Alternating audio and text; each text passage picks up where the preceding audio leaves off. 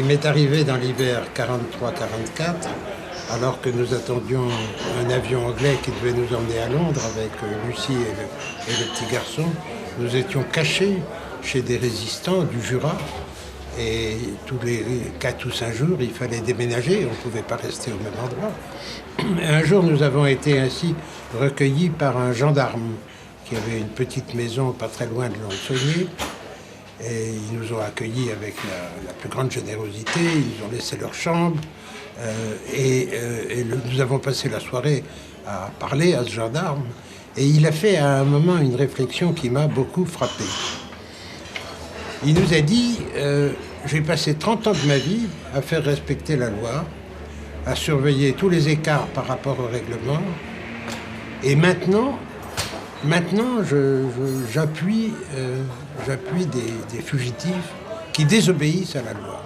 Je suis passé du respect de l'obéissance de la loi à la désobéissance, et pour moi c'est un choc considérable, mais je l'ai fait et je continuerai de le faire parce que je dois le faire. C'est le premier cas de désobéissance affirmée que j'ai constaté. Et puis en réfléchissant à ce problème, j'en ai vu beaucoup d'autres.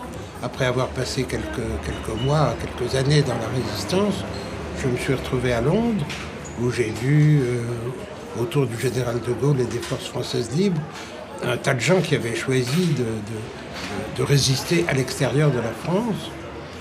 Et finalement, je me demandais ce qu'il y avait de commun entre les résistants de l'intérieur et les résistants d'extérieur. Et je trouve qu'ils avaient au moins 2 caractéristiques en commun. C'étaient tous des volontaires et c'étaient tous des gens qui avaient choisi consciemment de désobéir. Donc, il me semble que la désobéissance a joué un rôle très très important dans cette période de 40-45. Et quand je le fais remarquer, généralement j'obtiens l'adhésion de mes interlocuteurs et en même temps une certaine gêne.